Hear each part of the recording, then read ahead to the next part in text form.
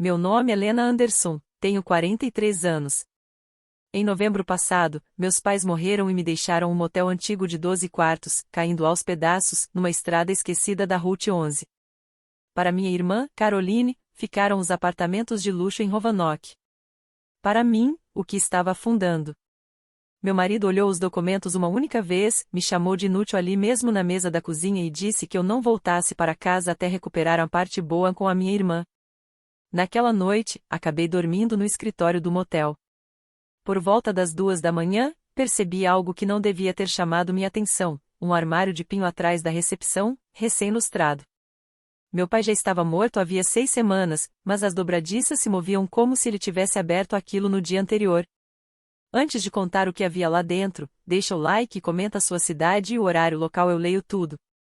Agora, deixa eu voltar para a manhã em que o telefone tocou. Eram 6h47, daquele jeito estranho, como se o toque viesse para virar sua vida do avesso. Eu dobrava a camisa de futebol do Noah, lembro porque ainda tinha cheiro de grama e porque o ferro estava esquentando, e também porque, ao atender, pensei que fosse minha mãe perguntando o que eu levaria para o dia de ação de graças. Senhora Anderson Whitfield? Aqui é a senhora Whitfield. Lena? Senhora, aqui é o delegado Olis, do condado de Milbrow. Sinto muito por ter que dar essa notícia. Sentei na beirada da cama do Noah. São seus pais, senhora Whitfield. Os dois. Na Route 11, logo depois da ponte. Gelo na pista. Foi rápido, senhora. Eles não perceberam. Eu respondi alguma coisa, mas não lembro o que. A lista de compras da minha mãe ainda estava presa na geladeira com um ímã em forma de pêssego, ovos, creme de leite, um pacote do café bom. Meu pai tinha me deixado um recado de voz na terça-feira, e eu não retornei. Derek saiu do banheiro com espuma de barbear no rosto, olhou para mim e perguntou: o quê? Seus pais? O que aconteceu com eles? Eles morreram, Derek. Ele ficou parado um instante, depois soltou um androga e, em seguida, perguntou se meu pai tinha atualizado o testamento. Continuei dobrando a camisa, minhas mãos estavam firmes, e isso foi a primeira coisa que me assustou. A primeira pergunta dele, depois de saber que meus pais tinham morrido, foi sobre o testamento. Ele começou a fazer contas antes mesmo do enterro.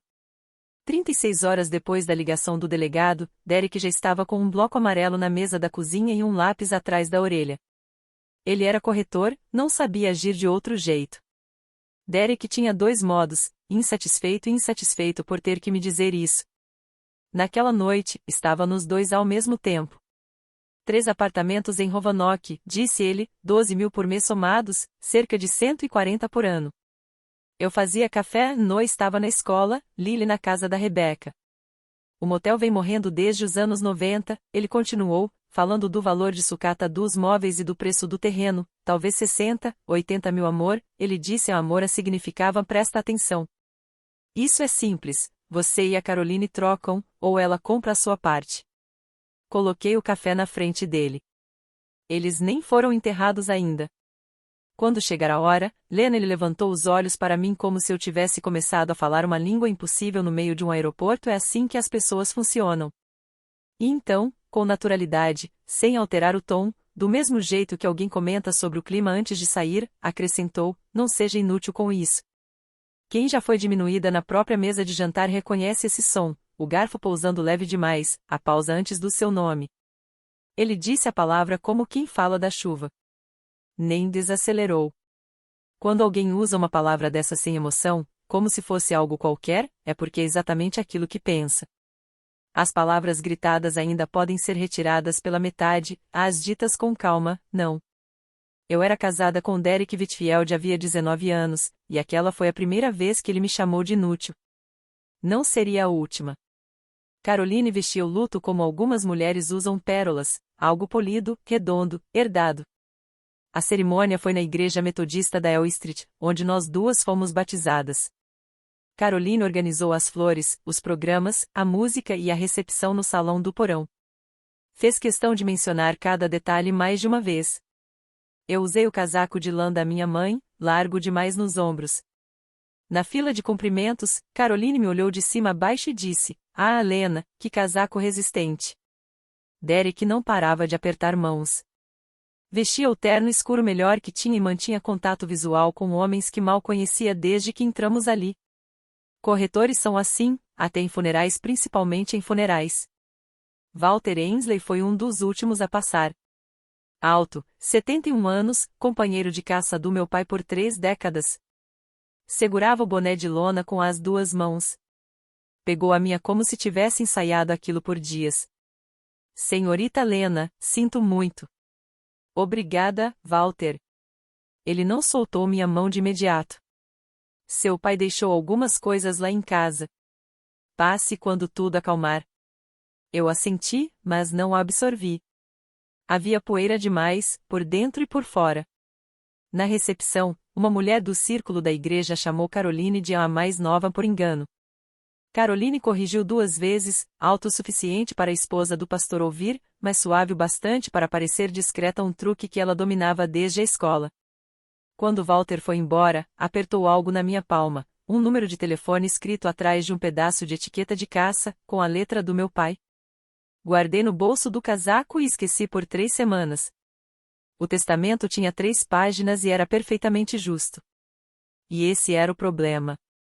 Nos reunimos no escritório de advocacia Harmon e Fletcher, acima da antiga farmácia de Milbrow. O Sr. Harmon tinha 74 anos, parecia cansado, mas correto. O aperto de mão dele era morno e frágil, como uma folha de alface. Ele pediu desculpa pelo barulho do radiador e ofereceu café solúvel numa cafeteira lascada. Caroline se acomodou na melhor cadeira de couro. Derek sentou à minha direita.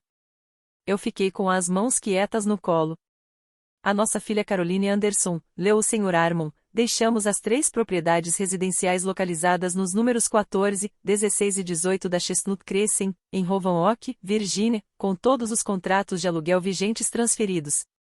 Caroline soltou o ar como se fosse um riso contido.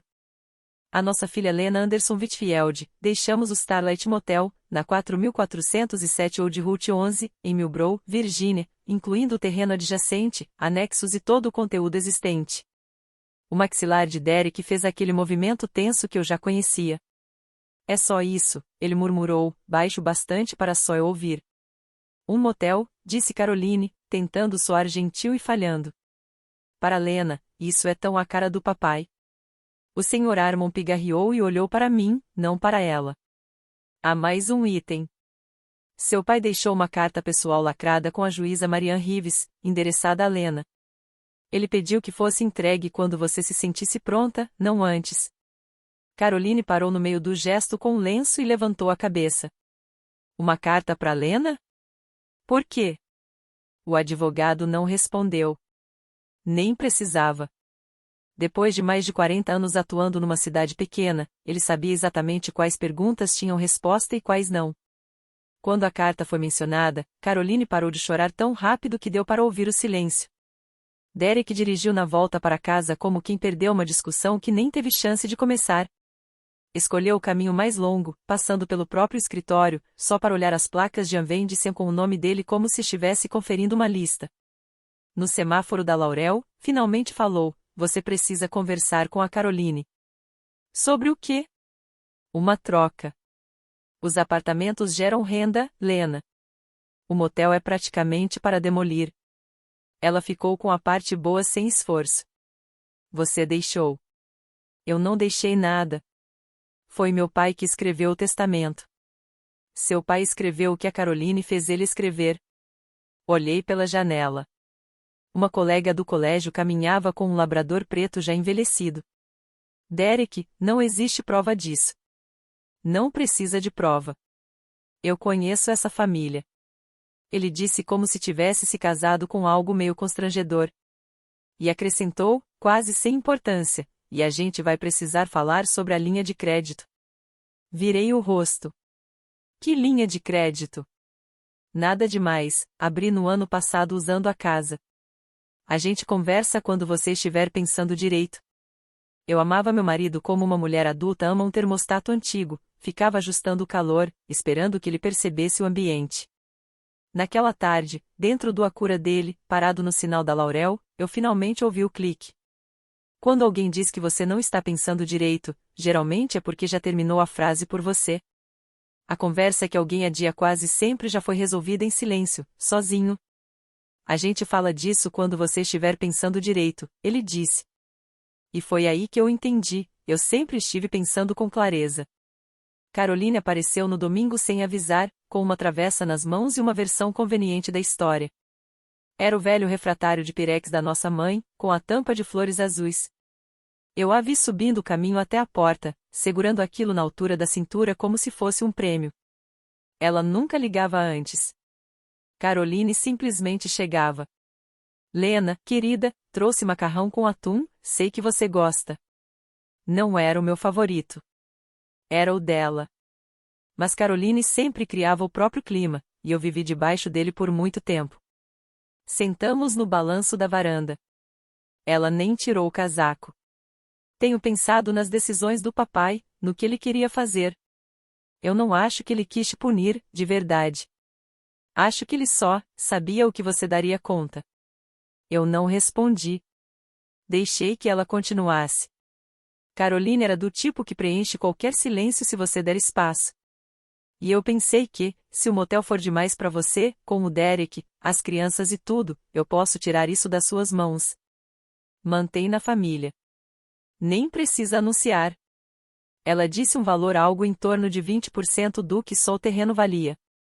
Fiquei olhando para o desenho azul na tampa do refratário. Minha mãe fazia macarrão ali desde os anos 80. Vou pensar, Caroline. Ela ofereceu comprar o motel do mesmo jeito que alguém se oferece para segurar seu bebê, e depois não devolver.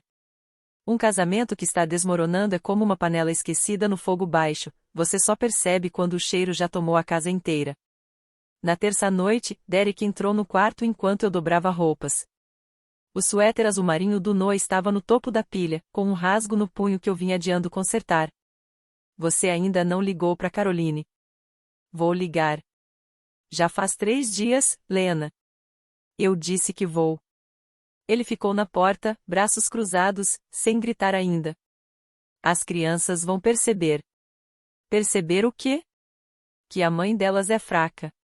Coloquei o suéter na comoda e alisei o rasgo com o polegar. Derek, abaixa a voz. As crianças estão dormindo. Ele abaixou. Foi aí que algo se encaixou na minha cabeça. Ele ajustou o tom porque quis. Homens que sabem exatamente o volume da própria voz não estão perdendo o controle, estão encenando. Eu não disse nada disso. Terminei de dobrar a roupa, falei que estava cansada e me deitei virada para a beirada da cama.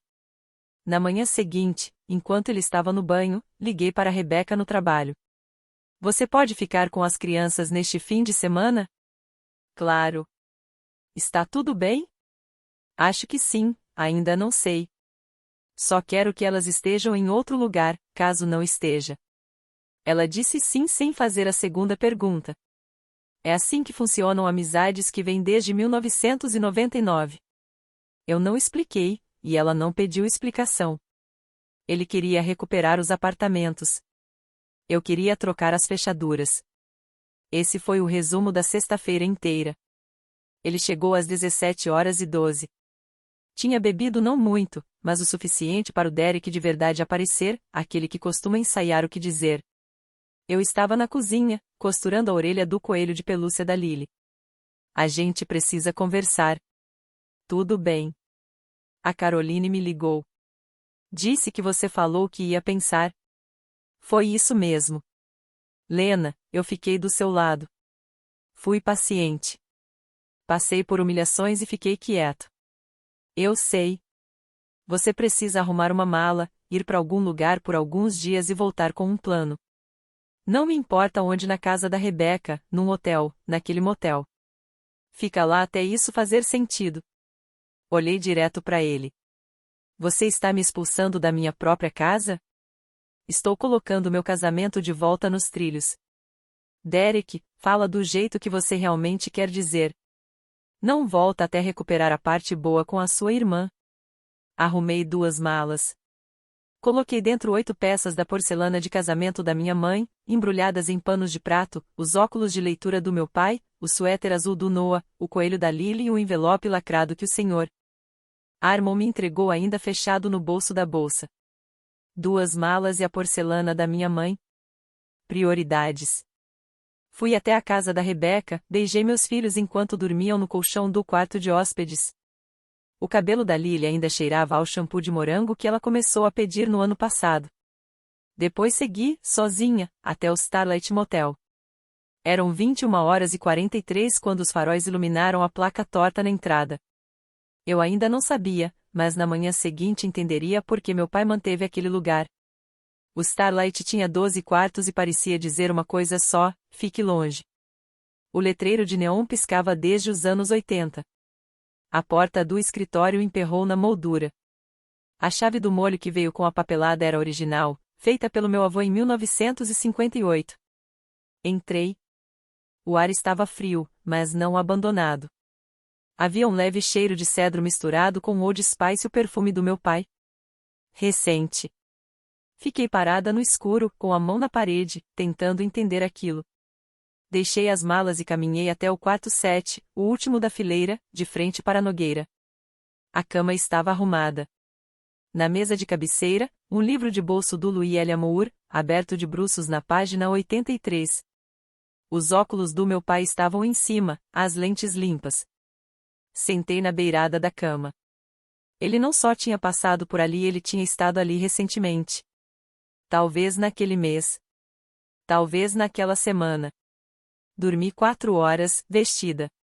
Às 2 da manhã, levantei para pegar água e, no escritório atrás da recepção, notei o armário de pinho.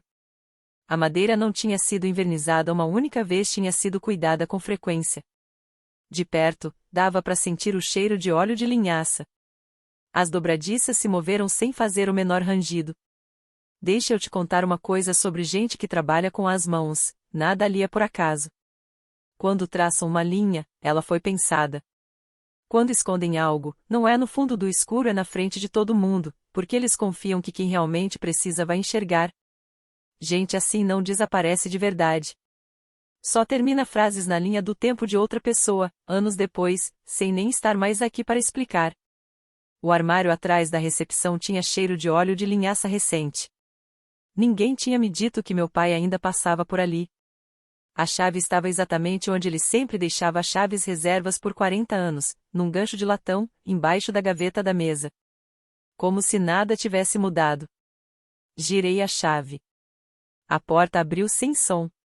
Na prateleira de cima, 17 cadernos de campo encadernados em couro, organizados por ano. De 2002 até 2024. A letra do meu pai marcada em cada lombada, firme, técnica, quase desenhada. Abaixo deles, 3 mapas dobrados, do tamanho de uma mesa inteira. O primeiro tinha um carimbo vermelho quase apagado, preliminar extensão da Interstate 87B trecho Milbro uso interno VOT. Mais embaixo, um diagrama de propriedades feito à mão, lápis sobre papel vegetal. Os 14 acres do meu avô e mais 4 terrenos ao redor destacados em vermelho. Cada um nomeado com a letra calma do meu pai. Beasley 2005, Turner 2009, Croft 2014, Ledbetter 2019. Eu não entendia exatamente o que estava vendo. Mas entendi uma coisa, aquilo importava. Na última prateleira, dentro de uma pasta parda com o meu nome, estavam registros fiscais, cópias de escrituras, correspondências. Em cima dela, como se tivesse sido colocado na véspera, um envelope branco simples. Para Lena, escrito a lápis. Letra pequena, firme. Abra quando estiver sozinha. Sentei no chão. Eu já carregava aquele mesmo envelope no bolso do casaco havia 6 semanas. Ele também estava na minha bolsa, a poucos metros dali. Meu pai tinha deixado 2 cópias. Ele queria ter certeza. Você que já ouviu o inútil de alguém que nunca dobrou um lençol com elástico na vida, pensa nisso por um segundo. Agora imagina estar às 3 da manhã no chão de um escritório de motel, cercada por 17 anos do trabalho de um homem morto, percebendo que a única pessoa que realmente confiou em você tinha te ensinado a ser lida em outra linguagem. Eu não abri o envelope. Ainda não. Uma mulher chamada de inútil tantas vezes aprende primeiro a se preparar para ser vista, antes de permitir que isso aconteça. Walter Ainsley era o tipo de homem que trazia café para uma conversa que sabia que não seria curta. Eu tinha ligado para o número no pedaço da etiqueta de caça às 8 da manhã. Ele disse que chegaria às 9h15. Chegou às 9h12, numa picape Ford mais velha que promessa de político, com 2 copos de isopor equilibrados no painel e um biscoito enrolado num guardanapo. Sentou-se no balcão da recepção. Quanto seu pai te contou sobre a rodovia? Nada. Ele assentiu devagar. Certo. Então a gente começa pelo mapa. E abriu o primeiro desenho sobre o balcão como alguém que já tinha feito aquilo antes. Seu pai e eu começamos a acompanhar as propostas do corredor da I-87B lá em 2002. O traçado mudou 2 vezes. A versão preliminar atual saiu internamente em 2023. Ela corta exatamente esses 14 acres. O dedo dele parou em cima do terreno do motel. É aqui que o Estado quer o novo entroncamento. Saída 14A. Esse cruzamento coloca uma faixa de servidão da rodovia atravessando a propriedade. Eles tomam o terreno. Pagam por isso. Mas não é valor de uso atual, é uso futuro. Não é valor de motel caindo aos pedaços. É valor de zoneamento depois da reclassificação. Eu olhei para ele, tentando entender como ele sabia aquilo tudo. Ele sabia porque eu sabia, Walter disse, tomando um gole de café. Me aposentei do escritório regional em 2019, e devo mais ao seu pai do que ao estado inteiro. Ele respirou fundo antes de continuar. Senhorita Lena, seu pai comprou 4 terrenos vizinhos entre 2005 e 2019. Pagou à vista. Colocou no nome da sua mãe. Quando ela morreu, passaram para ele. Quando ele morreu, passaram para você. Ele apontou de novo para o mapa. Você não tem 14 acres. Você tem 36. Coloquei o café na mesa sem perceber. Seu pai passou 23 anos esperando para te contar o resto disso, Walter disse mais baixo. E eu acho que hoje chegou a hora certa. Na cozinha do motel, abriu o envelope usando uma faca de manteiga porque mulher nenhuma que esperou 6 semanas pela carta de um pai morto rasga aquilo como papel qualquer. A letra dele estava exatamente como eu lembrava, lápis, pequena, precisa, inclinada levemente para a direita, como se ele tivesse medido cada linha sem régua. Lena começava. Se você está lendo isso, então eu morri. E me desculpa por não ter dito isso em voz alta. Eu ensaiei por anos. Descobri que ensaio não economiza tempo nenhum. Eu deixei o motel para você. Sei como isso vai parecer para Caroline. Sei como vai parecer pro Derek. Sinto muito pelos dois. Caroline precisava de uma vitória visível. Eu dei uma. Você precisava de algo que demorasse para se revelar. Eu te dei isso. Walter vai te explicar os terrenos. Confia nele. Não venda com pressa. Não venda pro seu marido. O Estado vai aparecer. E o Estado vai ser justo. Ele continuava. Algumas coisas enquanto ainda tenho lápis, sua mãe e eu sempre soubemos que você era que enxergava as coisas. Devíamos ter dito isso mais vezes em voz alta. Eu não contei para Caroline porque ela não guarda segredo. E seu marido teria transformado isso em dinheiro antes da hora. Você sabe que isso é verdade, então não vou me estender. A casa na Sheffield nunca seria sua. O nome do Derek está na escritura 2 vezes. O seu, uma. Sinto muito por ter percebido isso antes de você. Pare de perguntar sobre ele anos atrás porque vi que você ainda não estava pronta para as respostas. Espero que esteja agora. Eu te amei em voz alta do meu jeito. Só fiz isso em linhas de lápis. Seu pai. Eu chorei por 11 minutos. Depois lavei o rosto. Porque havia trabalho vindo pela frente. E eu já tinha aprendido uma coisa sobre homens que te expulsam de casa, eles sempre usam a palavra paciente nas primeiras 48 horas depois. A mensagem começou no sábado às 11 horas. 11h04, você está sendo infantil. 12h11, as crianças estão perguntando por você. O Noah teve um pesadelo. 13h32, a Caroline está preocupada com você. 14h47, Lena, eu tenho sido paciente.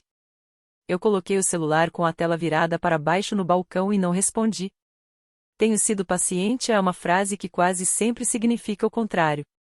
E, curiosamente, ela sempre aparece nas primeiras 48 horas depois que alguém percebe que perdeu o que achava que já era seu. Naquela tarde, fui até a casa da Rebeca. O Noah estava na mesa da cozinha, com um copo de leite e uma folha de exercícios de matemática. Ele levantou o olhar quando me viu entrar. Aquele olhar típico de criança tentando disfarçar alívio com comportamento neutro. Oi, mãe. Oi, campeão. O papai disse que você estava descansando. Estava. Já estou melhor. A Lily saiu correndo do quarto de hóspedes de pijama e se jogou na minha barriga. Eu segurei a cabeça dela sem dizer nada por uns 40 segundos. Só senti o cheiro do cabelo dela, morango.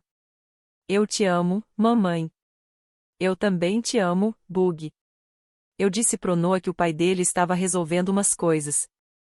Pra Lily, disse que ia voltar logo, só precisava ajeitar uma coisa primeiro.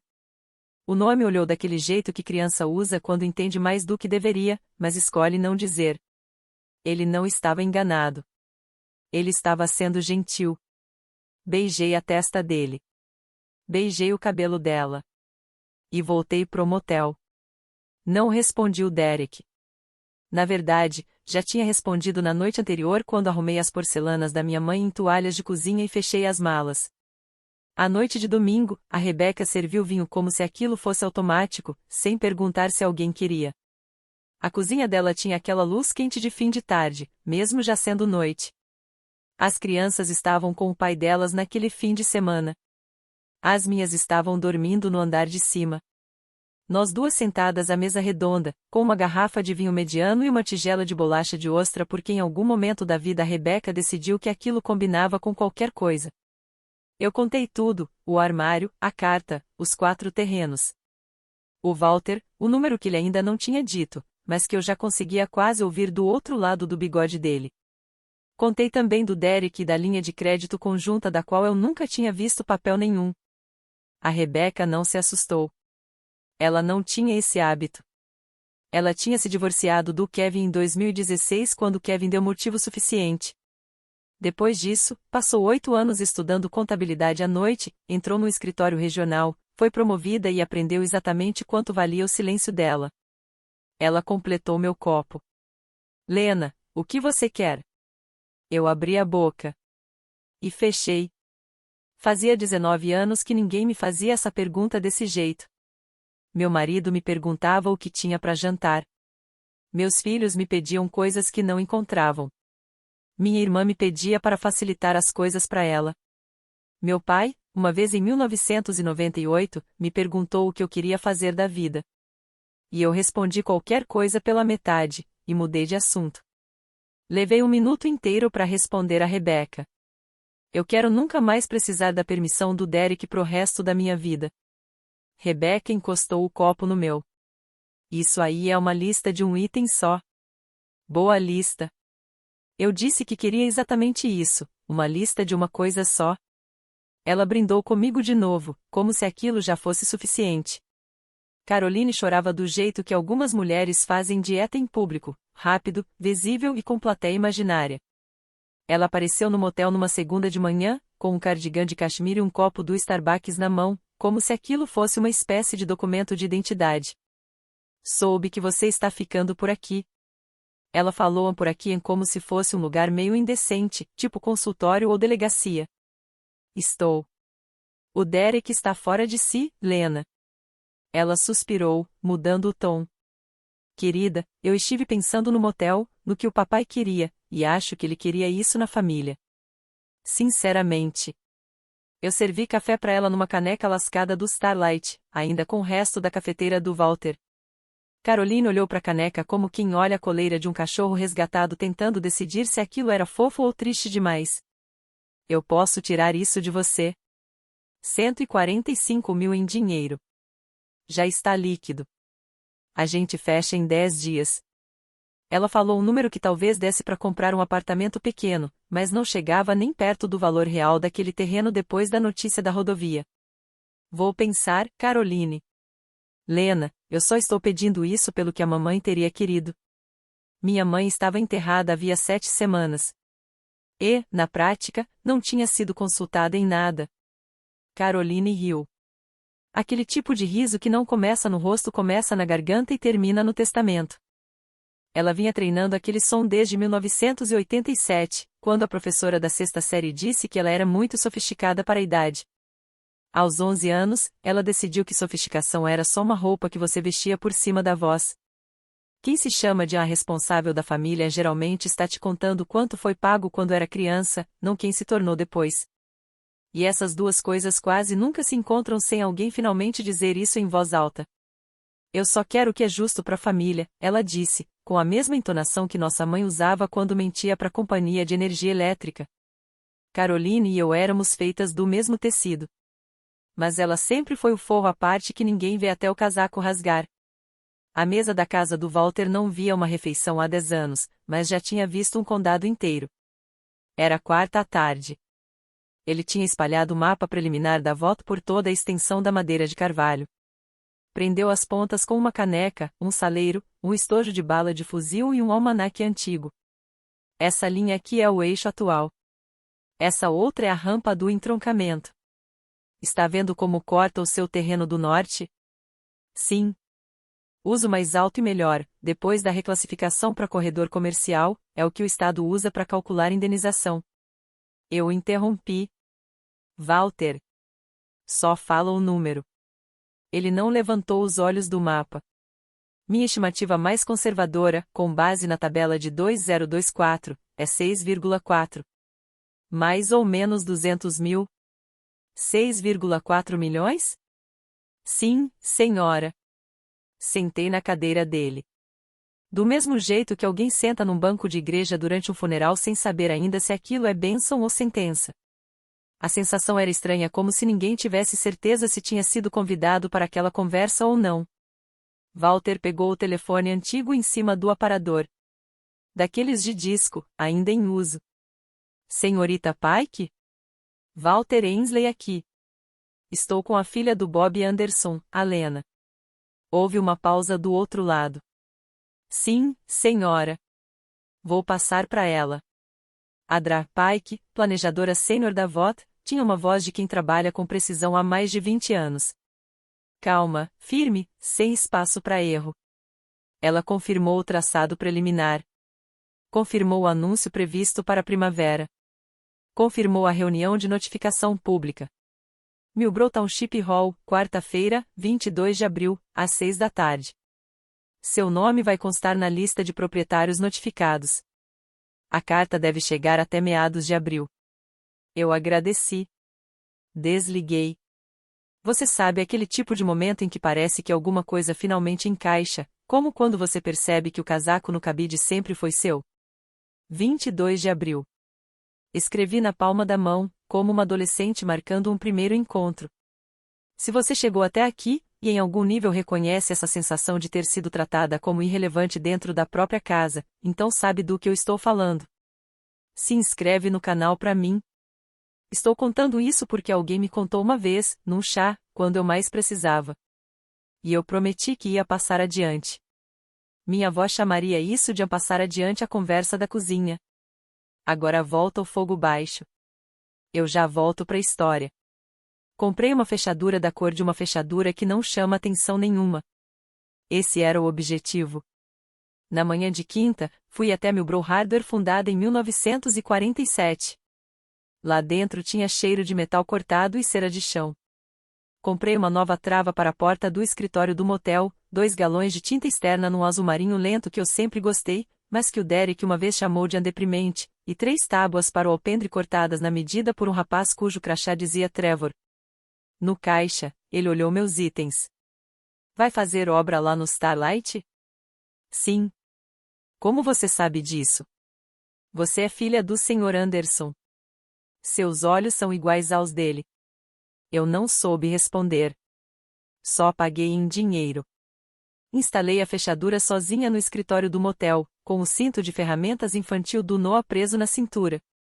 Ele tinha ganhado aquilo num projeto dos escoteiros em 2023. Ficou perfeito em mim.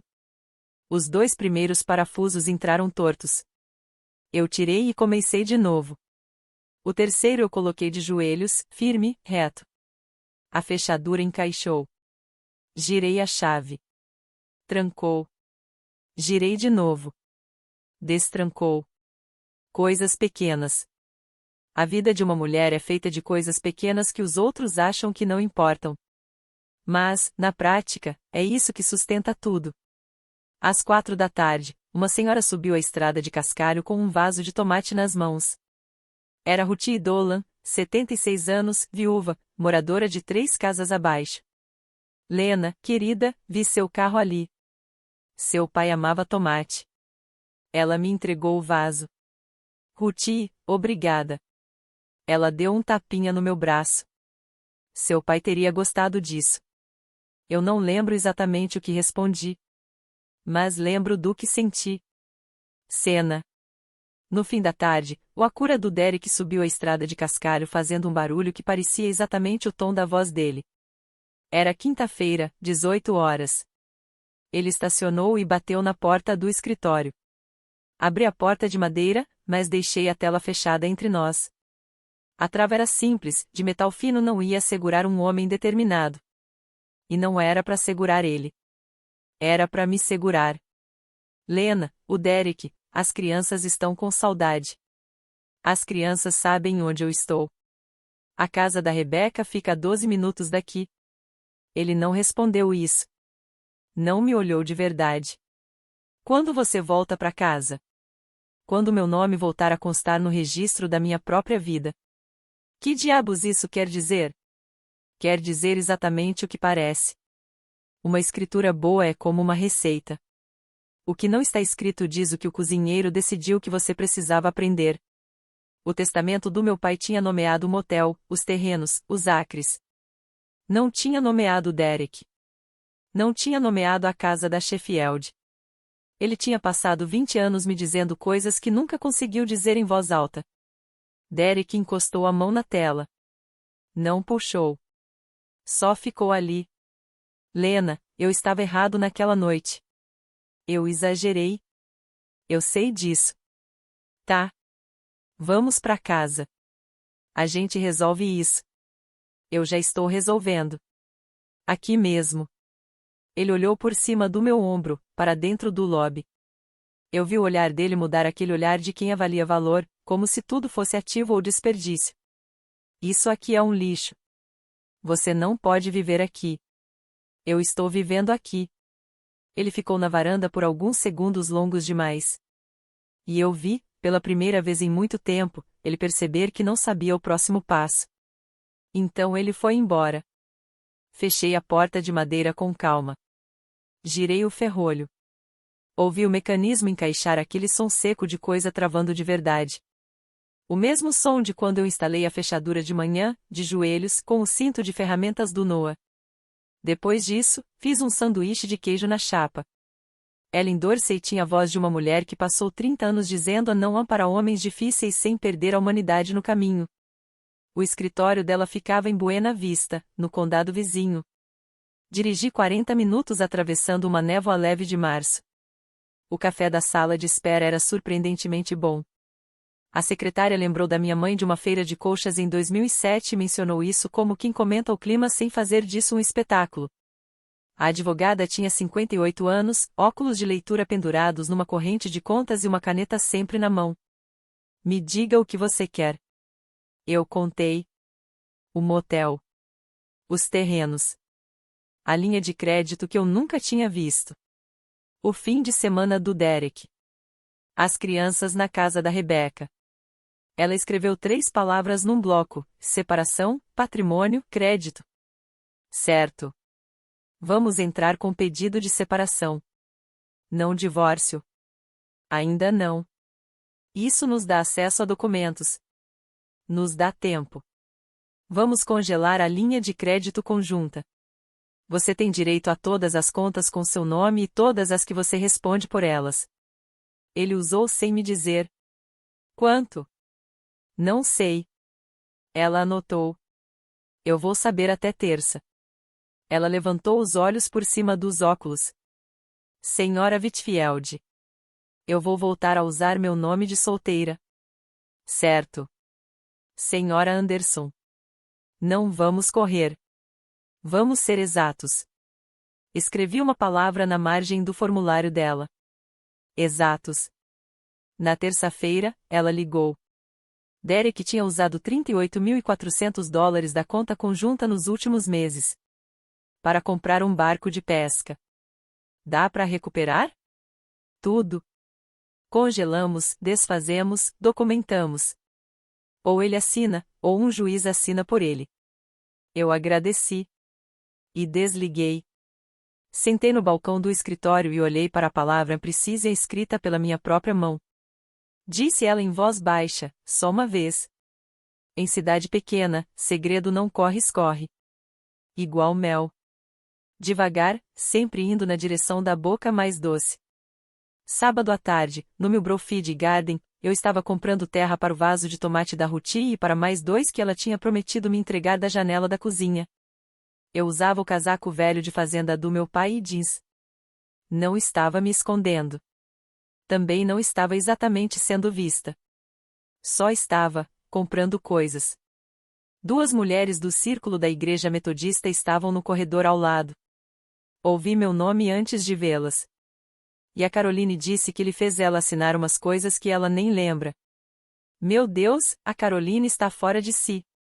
Peguei mais um saco de terra e virei a esquina. Diane e Marta ficaram daquele jeito típico de cidade pequena, o rosto empalidece rápido quando a pessoa percebe que falou alto demais. Marta se recompôs primeiro.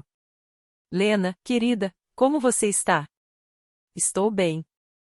Só pegando terra para os canteiros do motel. O motel, claro. Diane tentou ser mais direta. A Caroline anda falando umas coisas, algumas coisas. Coloquei o saco no carrinho. A Caroline está fazendo o que ela acha certo. Eu também estou. Falei com calma. Falei 2 vezes. Devagar o suficiente para não virar rumor distorcido depois. As 2 trocaram aquele olhar de quem recebe uma versão mais limpa da história e agradece em silêncio, porque isso facilita a própria vida. Essa versão mais leve chegaria no ensaio do coral na terça-feira. No caixa, a atendente, uma menina de uns 19 anos, com um fone no ouvido, olhou para mim. Você é amiga da Ruth Dolan, né? Sou. Ela fala coisas boas de você. Paguei e fui embora. Voltei para casa. Não casa no sentido que as pessoas usam sem pensar. Eu já tinha sentido a diferença 2 dias antes, mas não tinha dito em voz alta nem para mim mesma. Luto na nossa família era como massa de pão. Você amassa em silêncio por dias e depois finge que aquilo sempre esteve pronto. 21 de abril. No quarto 7, espalhei minhas roupas na cama como minha mãe fazia para mim na Páscoa de 1988. Vestido azul marinho, brincos pequenos de pérola da minha avó Josefine, sapatos pretos baixos. Passei o ferro na gola do vestido. Lavei o rosto. Fiquei em frente ao espelho do banheiro do escritório e pratiquei respirar sem pressa. Walter ligou às 19 horas. Miss Pike vai apresentar o alinhamento. O valor de compensação vai ser lido oficialmente. Derek vai estar lá? Querida, isso é Milbrow. Todo mundo vai estar. E a Caroline? Ela também. Tá ligando pro escritório do condado há uma semana tentando entender o que está acontecendo. Fiz um chá de camomila. Sentei na varanda do escritório na cadeira velha do meu pai e vi a luz sumir atrás da nogueira pecan. Li a carta dele pela 6ª vez. Dobrei de novo. Guardei no bolso da bolsa. Eu não tinha escrito nenhum tipo de plano em lugar nenhum, porque meu pai já tinha escrito por mim e eu só estava aprendendo a ler a letra dele. Deixa eu te explicar uma coisa sobre paciência. Paciência não é esperar. Esperar é o que você faz por um ônibus. Paciência é outra coisa. É o que algumas pessoas fazem por décadas com livros caixa, escrituras, mapas dobrados guardados em gavetas que ninguém abre mais. É um tipo longo de amor aquele que termina o próprio trabalho depois que o trabalhador já morreu, passando por outras mãos sem nunca pedir crédito. As pessoas confundem isso com passividade. E essa confusão é exatamente o que mantém esse tipo de coisa funcionando. Na noite anterior à reunião, Eu fui dormir como quem vai a um casamento que já decidiu não aceitar. O salão do Millbrow Township Hall cheirava a café queimado e cera de linóleo. E, de um jeito estranho, aquilo parecia exatamente com a descrição que meu pai tinha me feito 30 anos antes, quando me levava às reuniões do departamento de estradas só para eu entender como um condado realmente funcionava. Entrei pelas portas duplas às 17h47. As cadeiras dobráveis já estavam quase todas ocupadas. Um bule de café soltava aquele som cansado de vapor no canto. Em cima de uma mesa, havia biscoitos de mercado com aquele papel rendado falso por baixo como se alguém tivesse tentado dar importância ao que não tinha. Walter estava perto da entrada. Ele me viu e só assentiu uma vez, discreto. Caroline estava na segunda fileira, no corredor. Vestida como quem vai aparecer em foto, casaco camel, brincos dourados, cabelo arrumado com cuidado demais. Ela estava ali como se aquilo a colocasse numa conversa oficial da cidade. Como se fosse ser consultada sobre o que viria depois. Derek estava 3 fileiras atrás dela, de blazer, olhando o celular. Rolando a tela. Não me viu entrar. Ele nunca via primeiro o que realmente importava. Sentei na 5ª fileira, no corredor, ao lado da Ruth e Dolan, que tinha guardado lugar para mim. Ela deu um tapinha leve no meu joelho. Respira, querida. Vou respirar. A sala devia ter umas 70 pessoas. O prefeito estava lá, comendo um biscoito como se aquilo fosse uma pausa qualquer no dia. 2 repórteres do Millbrook Tribune estavam no fundo, cadernos abertos. O Sr. Harmon, advogado, estava sozinho na 4ª fileira. Quando me viu, assentiu uma única vez. Na frente, Adra, pai que ajeitava o projetor. Usava um terno cinza e tinha aquele tipo de postura de quem toma cuidado até com a própria respiração antes de falar algo importante. Uma criança de uns 8 anos desenhava no chão, aos pés da mãe. Pensei no Noah. Pensei na Lily. Estavam na casa da Rebecca, provavelmente comendo macarrão com queijo e achando que o mundo ainda era simples. Coloquei as mãos no colo. Adra, pai que clicou o apontador 3 vezes daquele jeito controlado que gente experiente usa antes de falar um número que muda tudo. 18h04. A imagem apareceu na parede branca atrás dela, o mapa de Millbrow Township. Estradas, limites, e uma faixa amarela brilhante cortando o quadrante sudoeste da cidade. O entroncamento estava marcado, saída 14A. Boa noite. Eu sou a doutora Dierra Pike, planejadora sênior do Departamento de Transportes da Virgínia. Hoje vou apresentar o alinhamento preliminar da extensão da I-87B. Ao final, abriremos para perguntas. Ela clicou de novo. Existem 4 propriedades sujeitas à aquisição por desapropriação para a construção da alça e da servidão da rodovia. Vou ler isso para registro. Vocês, meninas que cresceram sendo as quietas da sala, vocês têm uma matemática diferente na cabeça. Paciência é uma coluna. Adra, pai que começou a ler os números dos lotes em voz alta. Mas eu não estava olhando para ela. Eu estava olhando para a sala. Para os microgestos. Os pequenos sinais que sempre aparecem antes de alguém entender que a própria vida acabou de mudar de lugar.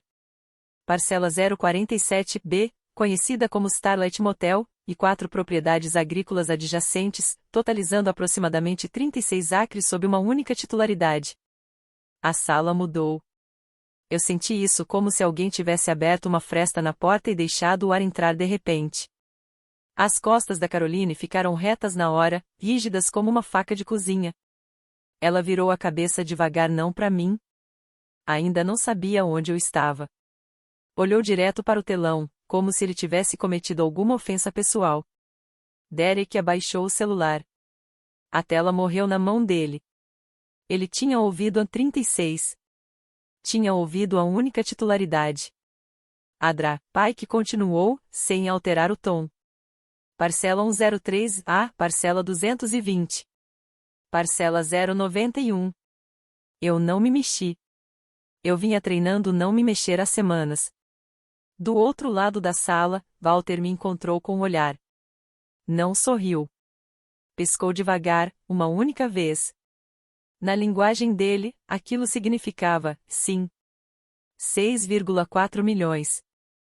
Adra Pike falou como uma enfermeira que entrega um diagnóstico sem drama. Estimativa preliminar de compensação de valor de mercado para a parcela 047B, baseada em análise de maior e melhor uso no valor pós-rezoneamento, aproximadamente $6.400.000. Appraisal final será emitido posteriormente.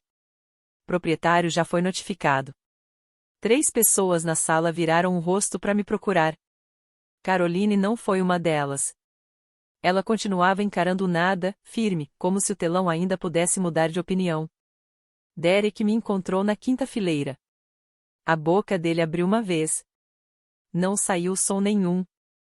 Gente que sabe que errou sempre tenta compensar rápido demais quando te olha. Repara nisso. Quem sorri meio segundo cedo demais. Quem fica sério demais sem motivo. O errado quase sempre é o que mais tenta parecer normal. Eu não sorri. Não levantei a mão.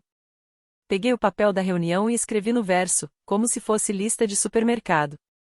Uvas para Lily. Livro novo para a biblioteca. Ligar pro gás. Guardei a caneta na bolsa. A sessão de perguntas começou.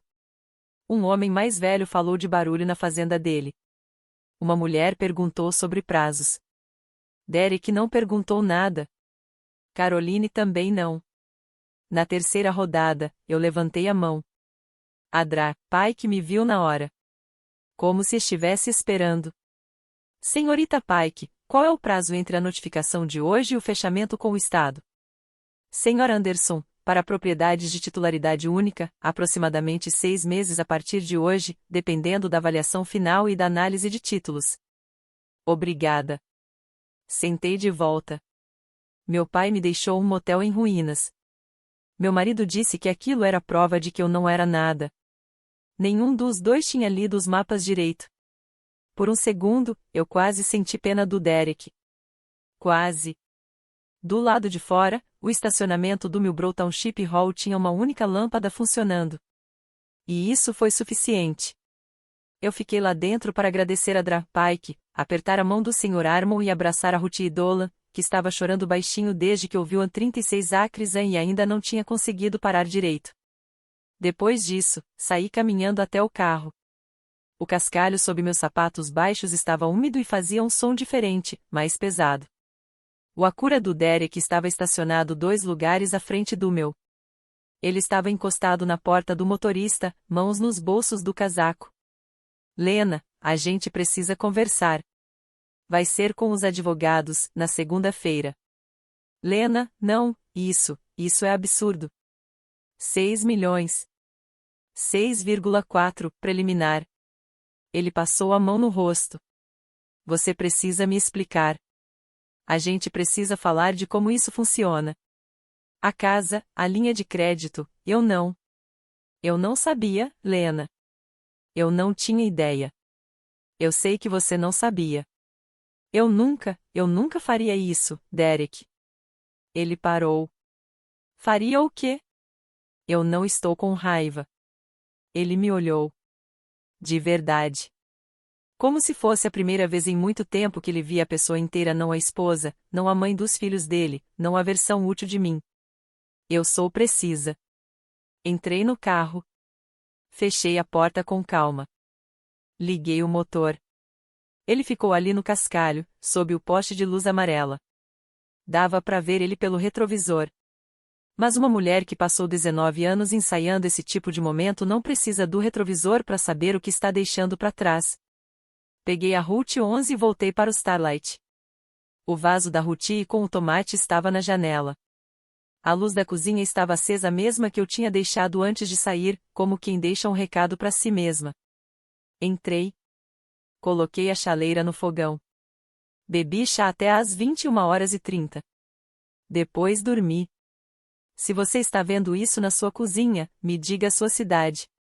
Se estiver com uma xícara esfriando ao lado, levante-la por todas as mulheres que um dia dirigiram de volta para casa depois de finalmente terem sido chamadas de certas. Eu leio todos os comentários. De verdade. E se você ainda não se inscreveu, aqui é uma cozinha. A porta está aberta.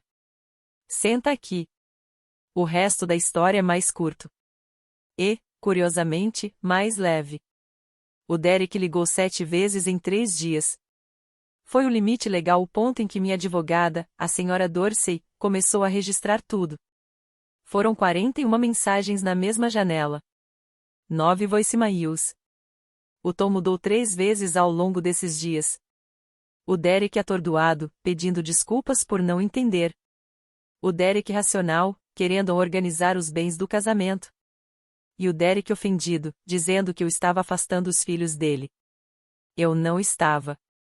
As crianças estavam na casa da Rebecca, onde eu tinha deixado e onde ele tinha acesso livre. A Caroline ligou uma única vez. Não deixou recado.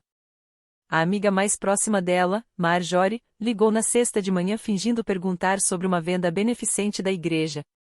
Eu agradeci e encerrei a ligação em menos de 3 minutos. No sábado, a Dorsey me ligou. Petição de divórcio pode ser protocolada na segunda-feira.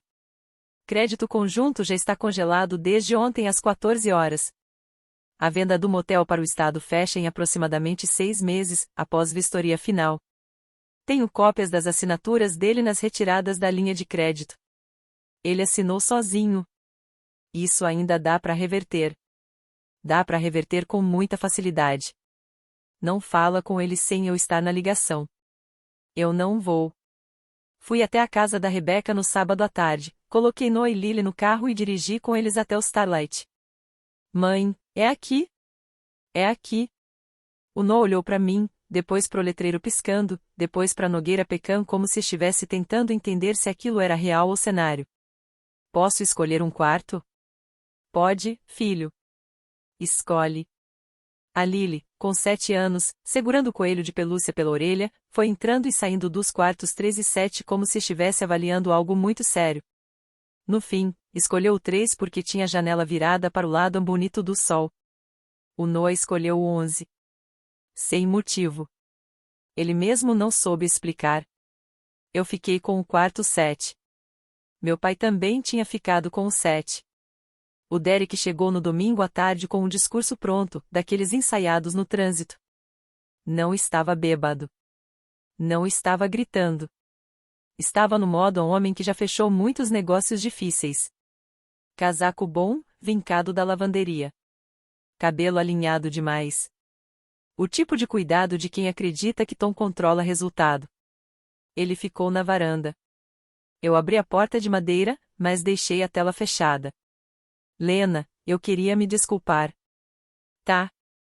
Eu falei coisas naquele dia, agi no impulso, estava sob pressão. Não era o homem que você conhece. Ele respirou, continuando como se estivesse montando uma linha lógica. Eu pensei muito sobre nós. Sobre o que você falou. Sobre como a gente segue daqui pra frente. E eu sei que dinheiro não é o ponto, mas a gente precisa conversar sobre um acordo justo porque. E aí está a coisa. Desculpas que vêm com um pedido embutido não são desculpas.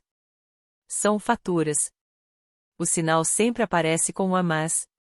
E quase sempre chega antes da metade da frase. Eu deixei ele falar. Ele falou uns 2 minutos. Mas só apareceu na terceira frase, na quinta e na nona. Quando ele terminou, eu respondi. Derek, eu entendi. Obrigada por ter vindo. Fala com a Dorsey. Lena, a gente vai fazer isso pelos advogados? É assim que vai ser.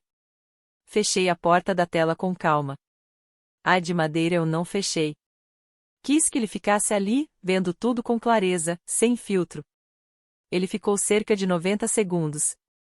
Menos do que da última vez. Dessa vez, era um 90 diferente. O 90 de alguém começando a perceber que talvez tenha errado a escala das próprias certezas. Depois entrou no Acura. Foi embora devagar. Veio para pedir desculpa. Saiu tendo pedido dinheiro. E não percebeu a diferença. Na quarta-feira, a Caroline voltou. Sentou no banco do balcão do motel como se estivesse numa igreja. Dessa vez não trouxe comida. Não tirou o casaco. Ficou ali, mãos juntas no colo, como quem vai falar algo que não ensaiou o suficiente. Eu não vou demorar. Tudo bem. Eu só queria dizer isso pessoalmente. Dizer o quê, Caroline? Ela olhou para as próprias mãos. Eu sempre soube que o papai te amava de um jeito diferente. Caroline. Me deixa terminar. Eu fiquei 2 semanas tentando escrever isso na cabeça. Ela respirou. Eu não entendo. Eu nunca entendi o que ele via em você. Eu pensei que, se eu fizesse barulho suficiente, ele me enxergaria do mesmo jeito. Mas nunca enxergou. Não acho que ele estivesse errado, Lena. Acho que eu só não fui silencioso o bastante para ouvir o que ele estava tentando dizer. Ela parou. Não chorou. Não pediu nada. A luz da cozinha, vinda da lâmpada acima do balcão, fazia um tipo de halo no topo da cabeça dela. Por meio segundo, ela parecia a mesma garota de 14 anos, quando dividíamos o quarto e ela lia biografias de primeiras damas com uma lanterna embaixo da coberta depois que a mãe apagava as luzes. Eu não preciso de nada de você, Lena. Não tô aqui por isso. Só queria dizer antes que outra pessoa me obrigasse a falar. Ela levantou. Abotoou o casaco. Foi até a porta. Caroline. Ela virou. Obrigada. Ela assentiu. E saiu. Fiquei olhando ela caminhar até o carro. E, pela primeira vez em toda essa história, eu deixei sentir tristeza pela Caroline não por culpa dela, mas por tudo que ela carregava sem perceber. Naquela noite, escrevi para o Noah e a Lily num bloco de recibos do motel. Escrevi o que o avô deles teria escrito se tivesse ganhado mais uma terça-feira. Foram 2 cartas curtas. Uma para cada um. Para serem abertas quando fizessem 16 anos. Não escrevi sobre o Derek. Não escrevi sobre o divórcio. Não escrevi sobre os apartamentos, nem sobre a estrada, nem sobre a herança. Escrevi sobre o meu pai.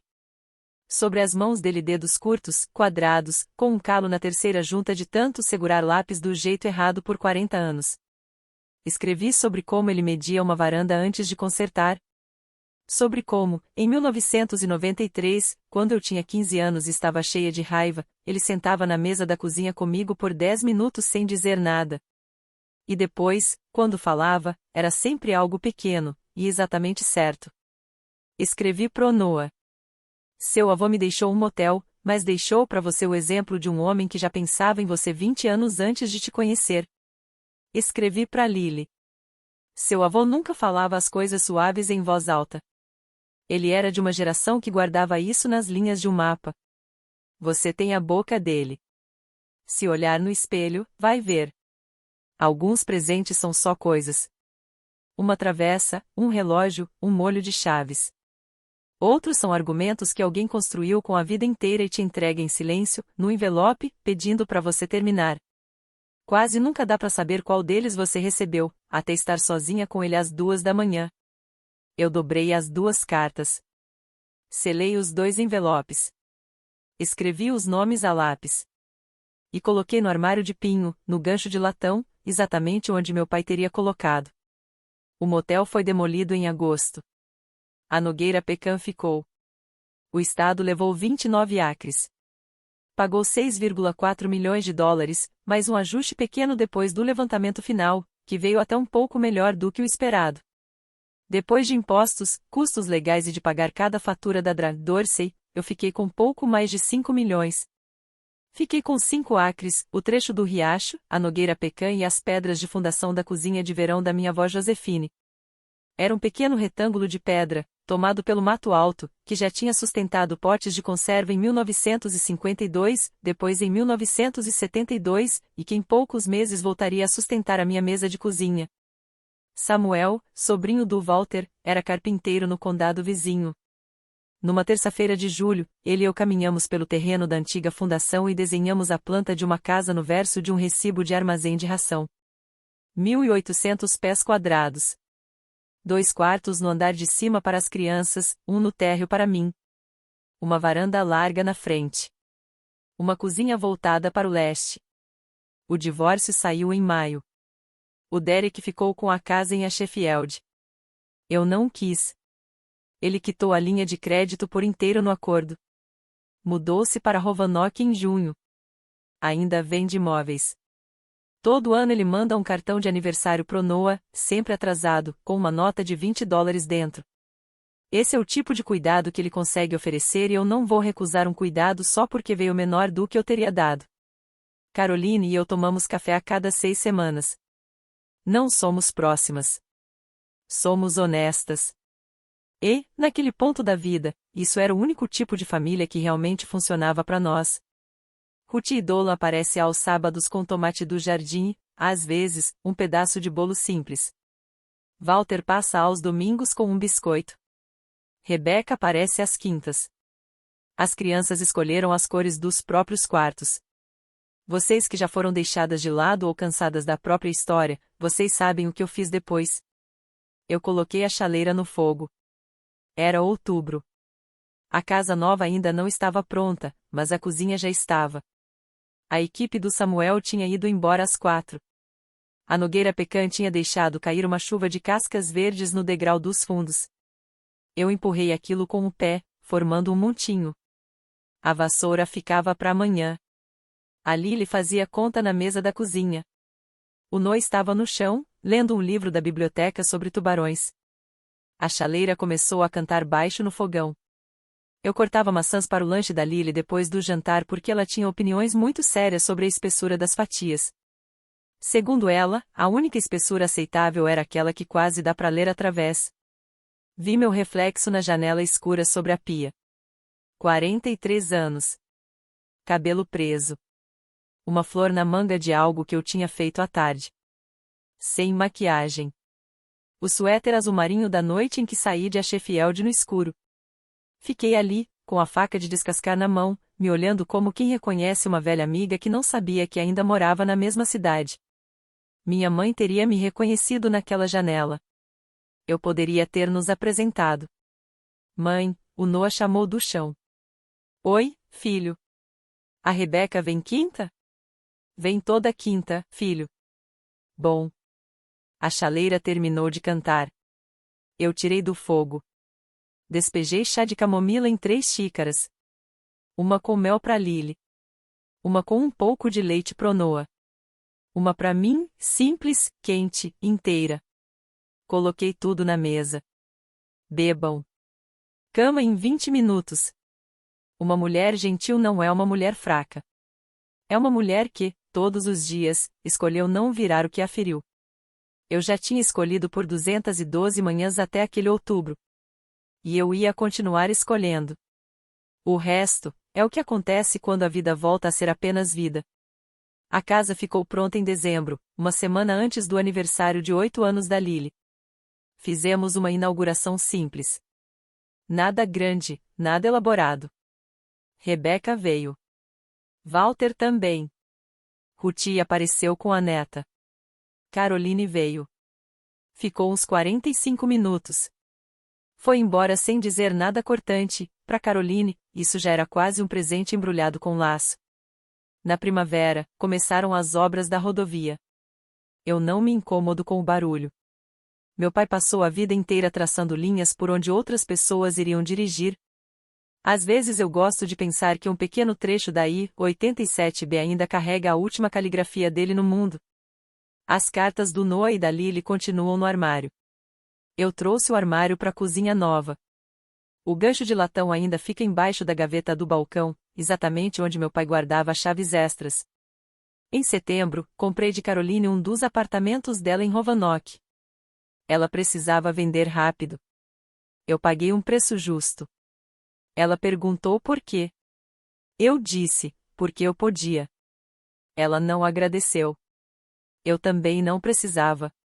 O Noah agora joga futebol em liga infantil. A Lily está aprendendo piano. Aos sábados eu faço pão, porque alguém precisa ensinar para Lily como a massa muda quando está no ponto certo. E, nessa casa, sou só eu que vou ensinar isso. Essa foi a versão longa de uma história que eu normalmente conto em uma frase só. Meu pai me deixou um motel caindo aos pedaços, e acabou sendo tudo o que ele tentou me dizer a vida inteira.